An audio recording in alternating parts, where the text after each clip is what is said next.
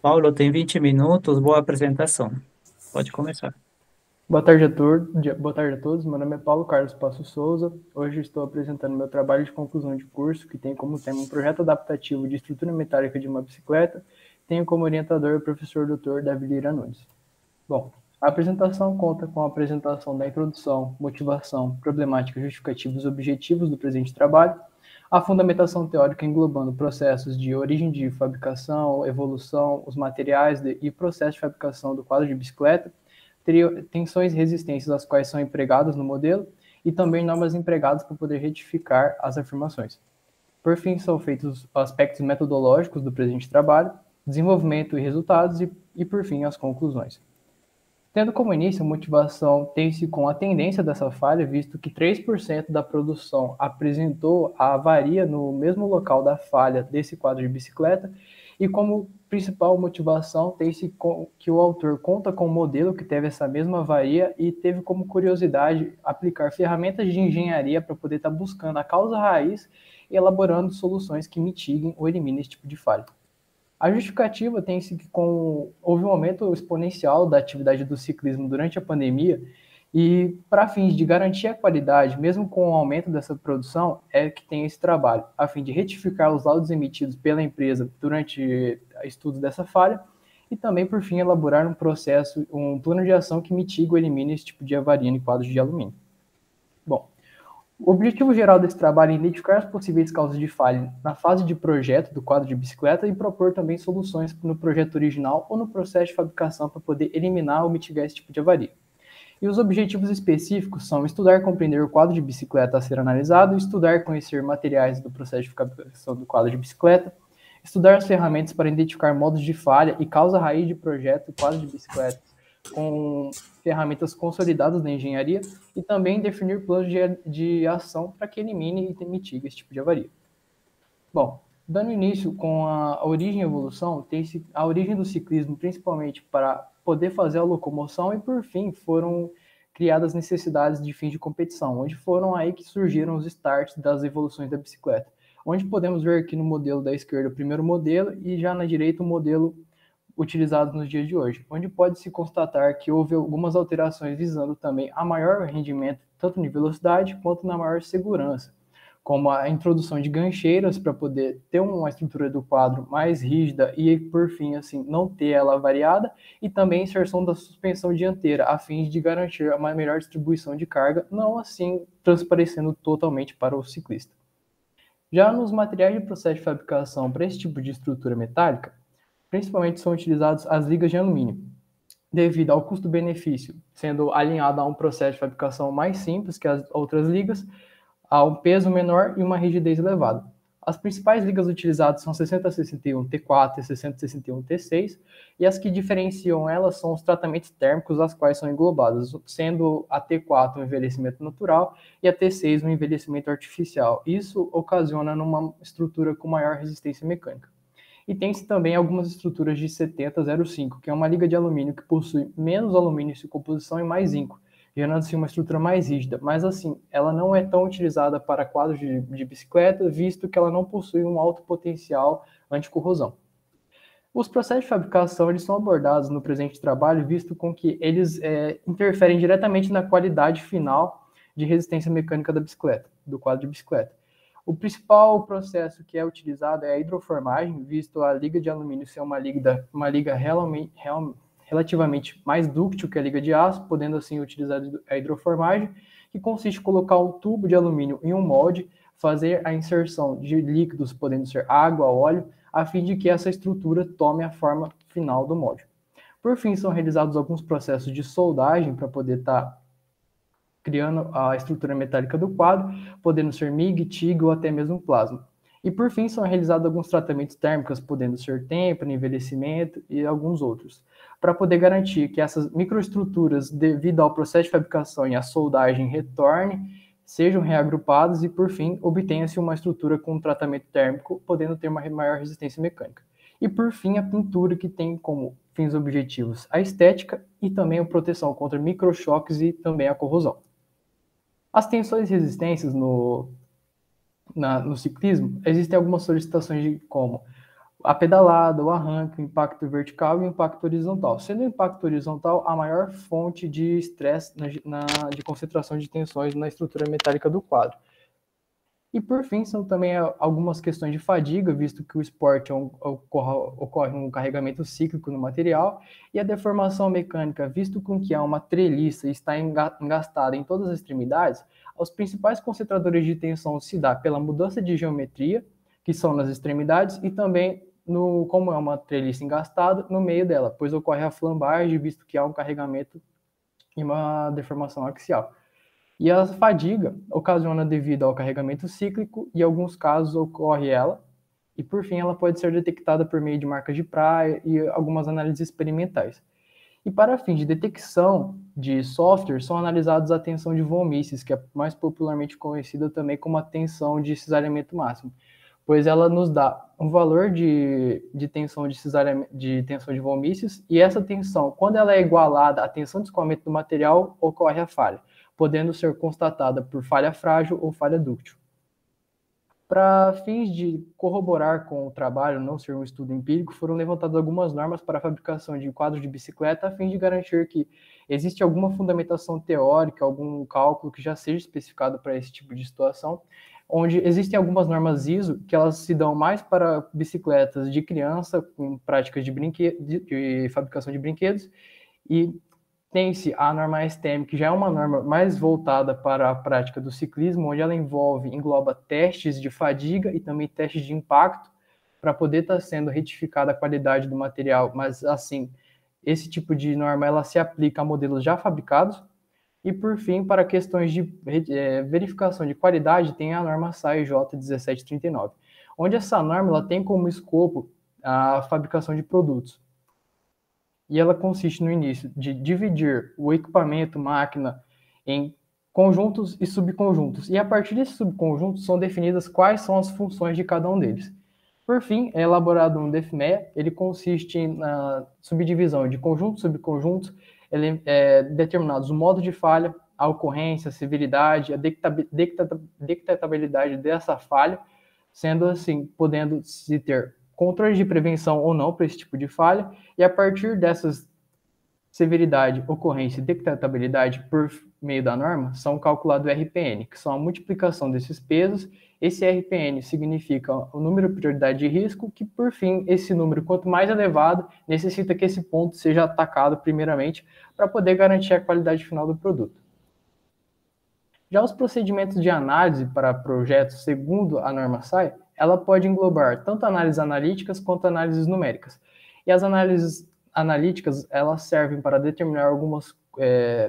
variáveis para poder estar sendo aplicada no modelo 3D ou em estrutura mais simples para, assim, poder retificar a qualidade. A simulação de métodos de elementos finitos, existem 3 modos, sendo elas para corpos, sendo estruturas completas, chapas e vigas. Como esse trabalho apresenta uma estrutura de viga, é dividida aquela viga em diversas partes, diversas seções, onde são analisadas cada regiões de extremidade e o meio delas para poder verificar qual foi a tensão máxima de von Mises nela. Os aspectos metodológicos do presente trabalho foi utilizado como escopo o fluxograma do Palenbyte e readaptado para a realidade do projeto que está sendo elaborado aqui, onde é dividido cada uma dessas ações, onde é possível ter um fluxo de projeto vertical, podendo ser retroalimentativo, tendo isso como um projeto adaptativo, onde a gente tem como visão a entrega final, mas não um escopo bem definido, é necessário fazer esse escopo de projeto segundo o Palenbyte, pois é possível em cada uma dessas fases retroalimentar, seja com informações adicionais, ou seja, para subir o nível, melhorar o nível de análise do projeto. Aqui tem o modelo avariado que teve a avaria conta com o do autor, onde a falha se deu entre a junção do suporte do canote e o tubo do canote. Como os resultados do trabalho, segundo o fluxograma do Palenbyte, também existem 3 perguntas que devem ser respondidas antes da execução do projeto. A primeira delas é qual a finalidade objetivada precisa satisfazer. O presente trabalho que o autor elaborou, ele tem como objetivo identificar a causa da falha na fase de projeto do quadro de bicicleta, As características que o modelo deve apresentar do projeto adaptativo é a resistência e a rigidez. E características que não englobam nesse projeto são questões como logística, mudança de fabricação e mudança de fornecedor. Por fim, respondendo essas três perguntas e dando início ao uso das ferramentas de engenharia para a detecção dessa falha, foi elaborada a árvore de projeto, onde essa árvore de projeto consiste no conjunto quadro de bicicleta e dividido os subconjuntos deste quadro. Por fim, delimitando cada um dos tubos e cada um dos componentes e cada uma das suas funções e atribuições. Tendo a árvore de projeto elaborada, é elaborado um DFMEA, onde consiste na divisão do sistema subsistema que foi elaborado na árvore de projeto, a função de cada um deles e o modo de falha e o efeito que essa causa falha. E seguindo o escopo da norma, determinando pesos de severidade, ocorrência e detecção. E, por fim, calculado o RPN e ações recomendadas para poder estar solucionando e buscando essa causa raiz na fase ainda de projeto. E essas ações recomendadas consistem em análises numéricas baseadas em equacionamentos de carga e análises numéricas para poder estar verificando a qualidade final do material, do projeto. Existem alguns, como abordado na fundamentação teórica, alguns carregamentos que são aplicados no ciclismo e o principal agressor que ocorre a maior parte das falhas são as falhas devido ao impacto vertical. Para fazer o equacionamento das cargas, foi considerado a massa de 120 kg, que é a maior massa especificada pelo fabricante para quadros de alumínio, a massa da bicicleta, que é de 12,9 kg, e estimado uma altura de impacto de 1,2 metros. Foi utilizada a segunda lei de Newton, que, segundo Rayleigh, ela pode ser aplicada para questões de queda livre, funcionalidade da velocidade e equação de Torricelli para determinar a tensão aplicada, onde foi obtida uma força de 1.303 newtons. E, visto ao poder computacional e tempo para fazer essa análise, no quesito fadiga, foi utilizada a equação de Marink, que ela serve para otimizar e obter uma tensão limite de fadiga mais aproximada do fator real, onde essa tensão foi obtida de cerca de 138 megapascal, e essa equação ela leva em consideração alguns coeficientes como a superfície, tamanho, carregamento que é aplicado e também temperatura. E, por fim, foram elaborados cenários para simular o comportamento a qual essa estrutura é solicitada durante seu uso, variando as fixações do eixo traseiro e eixo dianteiro, as cargas que são aplicadas, visando compreender a aplicabilidade delas, sendo para simular quando a roda dianteira toca primeiro ao solo, a roda traseira toca primeiro ao solo, quando ambas as rodas tocam, quando a carga é aplicada diretamente nos pedais somente, aplicada somente no eixo dianteiro, visando compreender como que é o comportamento da estrutura durante seu uso. Para a modelagem, foi utilizado o Solid Edge versão estudantil, utilizado no ambiente partes para criar o modelo de linhas. Por fim, elaborado os perfis e no ambiente estrutura do software, foi elaborada a montagem final desse produto, tendo o quadro de bicicleta. Por fim, foi gerada a malha. Essa malha dividiu a viga em diversas seções para ser analisada pelo software. As fixações foram criadas no eixo traseiro e no eixo dianteiro para simular a questão do impacto, quando é primeiramente a roda traseira tocada no solo ou a roda dianteira tocada primeiro no solo, para poder simular o comportamento. E as aplicações de carga durante o salto, elas são intrinsecamente realizadas no eixo do movimento central e no eixo do movimento dianteiro. Aqui temos os resultados das simulações, onde foi constatado